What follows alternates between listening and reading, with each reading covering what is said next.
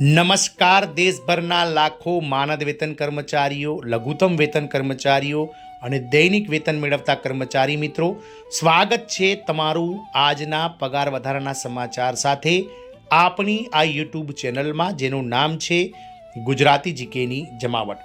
તો ગત 12 ફેબ્રુઆરીના રોજ CITU એટલે કે જે ટ્રેડ યુનિયનો છે, સેન્ટ્રલ ઇન્ડસ્ટ્રીયલ ટ્રેડ યુનિયન દ્વારા એક દિવસની હડતાલનું આયોજન કરવામાં આવ્યું હતું, જેમાં દેશભરમાંથી 30 કરોડ કરતાં વધારે આપ સૌ કર્મચારી મિત્રો જોડાયા હતા અને એક દિવસ કામથી અળગા રહ્યા અને સરકારને જાણે કે સરકારની આંખ ઉઘડી ગઈ હોય તેવું લાગી રહ્યું છે.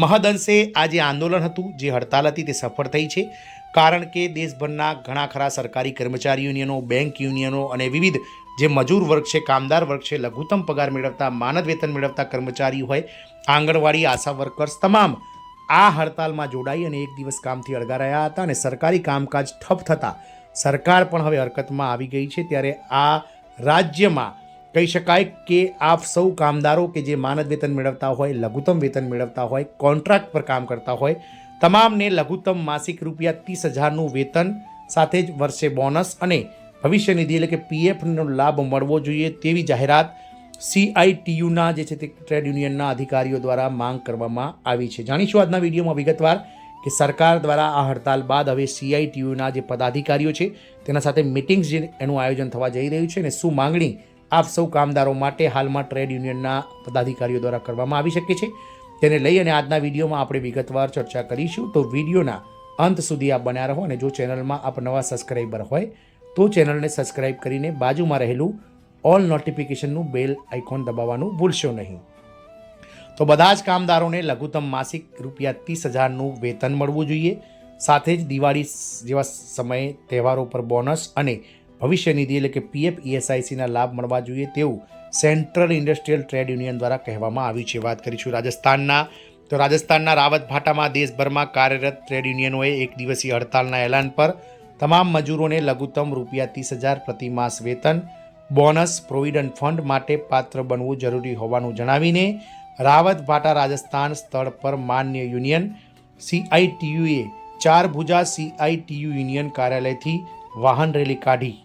આ પછી રાષ્ટ્રપતિના નામે અધિક જિલ્લા કલેક્ટર વિનોદ કુમાર મલ્હોત્રાને એક આવેદનપત્ર આપવામાં આવ્યું છે. PVKUના મહામંત્રી BL મીણાએ જણાવ્યું હતું કે આવેદનપત્રમાં એવું કહેવામાં આવ્યું છે કે કેન્દ્ર સરકાર દ્વારા 4 જે શ્રમ સંહિતા નવી લાવવામાં આવી છે, જે 29 જેટલા શ્રમ કાયદાઓને કહી શકાય સંગ્રહિત કરીને બનાવવામાં આવી છે, તેને રદ કરવામાં આવે. શાંતિ અધિનિયમ 2025, વીજ બિલ 2025, વીજળી બિલ 2025, મનરેગા VBG સાથે બદલીને ગ્રામીણ મજૂરોને છેતરનાર બિલને પાછું ખેંચવાની જરૂરિયાત વ્યક્ત કરવામાં આવી છે.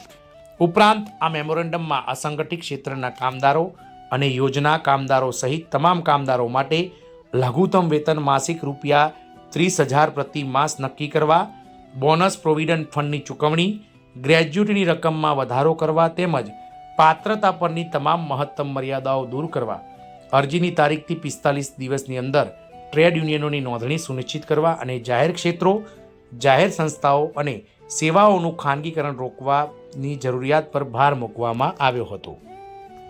આ મેમોરેન્ડમમાં સરકારી વિભાગોમાં મંજૂર કરાયેલી કાયમી ખાલી જગ્યાઓ ભરીને બેરોજગારોને રોજગારી પૂરી પાડવા, અસંગઠિત ક્ષેત્ર અને કૃષિ ક્ષેત્રના કામદારો સહિત તમામ શ્રેણીના કામદારો માટે લઘુત્તમ પેન્શન વધારીને ₹10,000 પ્રતિ માસ કરવા, વીમા ક્ષેત્રમાં 100% FDIનો વિરોધ નિર્ણય પાછો ખેંચવા, LIC શેરનું વિનિવેશ બંધ કરવા, તમામ પાક પર MSP લાગુ કરવા, ખરીદીની ગેરંટી આપવી, ખેડૂતો અને મજૂરોના દેવા માફ કરવા, બાંધિયા મજૂરો એટલે કે બાંધકામ મજૂરો માટે વેબ પોર્ટલ શરૂ કરવા, કામ કરવાનો અધિકાર મૂળભૂત અધિકાર બનાવવા જેવી માંગણીઓ કરવામાં આવી હતી. કાર્યક્રમનું સંચાલન ગજેન્દ્ર રાવે કર્યું હતું.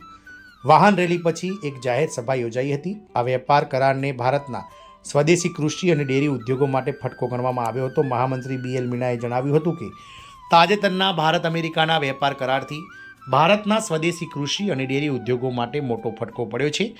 આનાથી ભારતના કૃષિ અને ડેરી ઉદ્યોગો પર પ્રતિકૂળ અસર પડશે. PVKUના પ્રમુખ વિકાસ ચૌહાણ, હેવી વોટર યુનિયનના પ્રમુખ બહાદુર સિંહ, મહામંત્રી પૃથ્વીસિંહ ગુર્જર, બાંધકામ યુનિયનના મહામંત્રી જયસિંહ, લાલ ઝંડા ઓટો યુનિયનના પ્રમુખ ભૂપેન્દ્રસિંહ, કોન્ટ્રાક્ટ ડ્રાઈવર કંડક્ટર યુનિયનના પ્રમુખ સંજય સોનાવણે, PVKUના અધિકારીઓ રતીશ ચૌધરી, શંભુલાલ ધાકડ અને ગજેન્દ્ર રાવે સભાને સંબોધિત કરી હતી.